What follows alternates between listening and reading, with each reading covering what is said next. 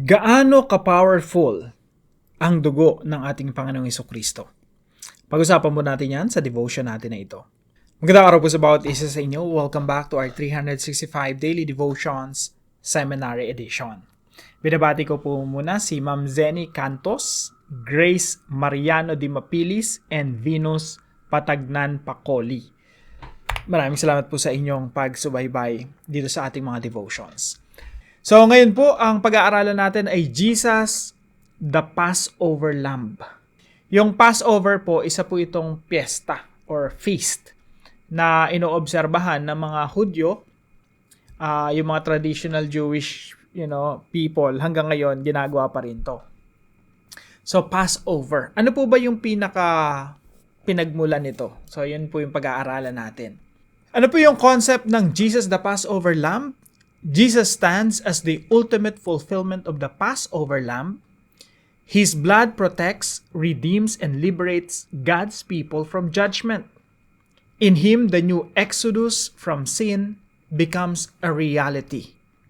His sacrifice is the sovereign and sufficient work of God, securing salvation for His people with perfect effectiveness and unfailing grace. Ito po ang sinasabi ng banal na kasulatan, 1 Corinthians chapter 5 verse 7. For Christ, our Passover Lamb, has been sacrificed. Sa Tagalog po, sapagkat si Kristo, ang kordero ng ating Pasko, ay naialay na. So, si Jesus Christ po, tinatawag siyang Passover Lamb. Ano po ba yung background nito? Yung background po nito mga kapatid, makikita po natin sa Exodus chapter 12. Maganda kung sisimulan nyo sa chapter 1, no? Hanggang 14. Now, yung mga panahon na ito, yung bayan ng Israel ay alipin sa bansang Ehipto. At ninanais ng Diyos na palayain sila mula sa pagkaalipin. At ito na po yung huling araw, kumbaga huling gabi nila sa Ehipto. Ang sabi ng Diyos sa kanila, kasi ang daming beses na pinadala ng salot ng Diyos yung bayan ng Ehipto, ang tigas ng puso ni Pharaoh, ayaw silang pakawalan. Now, ito na yung pinakahuli. Ito na yung pinakamatinding kaparusahan na bibitawan ng Diyos. Now, sabi ngayon ng Diyos sa bayan ng Israel, okay, kuha kayo ng yung lamb, yung batang tupa, lalaking tupa, katayin nyo yun. Pero wag niyong babaliin yung buto. Huwag niyong pipira-pirasahin, huwag niyong chachap-chapin, kailangan isang buo yun. Iro-roast niyo yun. Now, yung dugo nun, ipahid niyo sa hamba ng mga pintuan, ipahid niyo sa mga bintana niyo, kasi dadaan dun yung angel of death. Dadaan, kumbaga, yung pupuksa ng mga panganay. Kasi dito po, namatay yung mga panganay ng mga Egyptians. Kasi nga, wala silang dugo na nandun sa pintuan. Basically, merong angel of death na dadaan. At kapag nakita ng angel of death na may dugo dun sa pintuan, hindi niya napapatayin yung nasa loob na panganay. Pag may nakita siya na bahay, tas walang dugo doon sa pintuan, papasukin niya yun, papatayin niya yung panganay. Okay? Kaya namatay lahat ng panganay ng mga Egyptians during that time. Kasi wala silang dugo doon sa pintuan. Now, ang tawag po dito sa tupa na ito ay Passover Lamb. Passover, kumbaga nilampasan. Passover, nilampasan noong angel of death. Yung bahay kung saan merong dugo, may protection ng dugo. Now, sabi po ng banal na kasulatan sa New Testament, no, si Jesus Christ yung Passover Lamb natin. Ibig sabihin, pagdating ng Judgment Day, ng kaparusahan ng kamatayan, lalampas yun sa atin. Bakit? Kasi meron ng namatay na tupa, naialay na. Si Jesus na yung namatay upang tayo'y maligtas at mapalaya sa kaparusahan ng kamatayan, mapalaya sa kasalanan, at mapalaya sa pagkawalay sa Diyos. So, basically, yun po yung ating redemption, no? Sabi po ng banal na kasulatan, for Christ, our Passover Lamb has been sacrificed. Now, ito po yung mga turaan natin ngayong araw. Number 1, Jesus is our Passover Lamb. Pag binabasa po natin yung Old Testament, kagaya ng Exodus chapter 12, hindi lang siya basta istorya. Yung mga istorya sa Bible, kagaya nito, hindi mo siya maiintindihan hanggat hindi mo siya tingnan sa pamamagitan ng buhay ng ating Panginoon Jesucristo. Bibigyan ko po kayo ng halimbawa. Nung ating Panginoon Jesucristo ay nakapako doon sa krus, dapat pupukpukin ng maso yung tuhod niya para hindi niya maituon yung sarili niya, hindi niya maitulak pataas at makahinga. Pero patay na kasi siya noon . Nung patay na siya, hindi na pinukpok ng maso yung tuhod niya. Yung pinukpok ng maso yung dalawa niyang kasama doon na nakapako sa krus. Kasi nga patay na siya. Kaya hindi na dinurog yung buto niya. Kaya ang sabi ni John, basahin po natin sa John 19:36. These things happened so that the scripture would be fulfilled. Not one of his bones will be broken. Walang buto ni Kristo ang mababali. Kaya hindi natuloy yung pagpukpok doon sa tuhod niya . Bakit po ganon? At bakit sinabi ni John upang matupad ang nasasaad sa kasulatan? Kasi nga po, si Jesus, Passover Lamb. Hindi pwedeng baliin ng kanyang buto. Makikita niyo po yan sa Exodus chapter 12 verse 46. Nung nagbigay ng instruction ng Diyos. It must be eaten inside the house. Yung roasted lamb, kakainin niyo yun sa loob ng bahay. Take none of the meat outside the house. Do not break any of the bones. Bakit sabi ng Diyos na huwag niyong chachap-chapin yung lamba? Huwag niyong puputulin yan. Dapat buo yan mula ulo, lahat ng mga buto niyan. Bakit? Kasi si Jesus Christ, yung Passover Lamb, hindi, prophecy po yan . Kung ano yung nangyari doon sa lamb, yun yung mangyayari doon kay Jesus habang siya'y pako doon sa krus. Kaya po ito ang sabi ni John, ito ay katuparan na nakasaad sa banal na kasulatan. Not one of his bones will be broken. At ito po ay quotation sa Exodus 12:46. So, Jesus is our Passover Lamb. Pag nagbabasa po tayo ng Bible, ganon. Titingnan natin yung Old Testament, paano siya in-interpret sa New Testament. Pangalawa po, the blood of Jesus covers us. Yung dugo ng ating Panginoon Jesucristo, yun yung nagko-cover sa atin para hindi tumalab yung kamatayan sa atin. Hindi tayo mamatay, hindi tayo husgahan, hindi tayo hatulan, wala nang kaparusahan sa atin. Now, yung panahon nila Moses, yung angel of death, nilalampasan sila dahil dun sa Passover Lamb, dahil dun sa dugo ng Passover Lamb. Sa atin din po ganun, may judgment na paparating sa atin dahil tayo makasalanan. May kaparusahan na paparating sa atin. Lahat ng kasalanan na ginawa natin, may karampatang kaparusahan. I will not let the guilty go unpunished. Yan po ang sabi ng Panginoon. Pero tayo na guilty, tayo na gumawa ng masama, yung judgment na parating sa atin, lumampas sa atin. Why? Because of the blood of the Lord Jesus Christ. Ganon kamakapangyarihan ang dugo ng ating Panginoon Jesucristo. When you are under the protection of the blood of Jesus Christ, death will pass over you. Yung kakahatulan para sa ating kaparusahan, lalampas yun sa atin.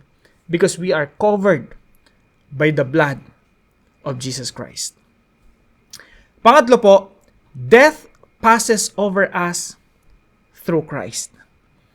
Yung kamatayan, lalampasan tayo dahil sa Panginoong Jesucristo. Actually, meron pang isang magandang rendering niyan . Hindi ko lang nasulat dito. Idagdag na natin dito si John.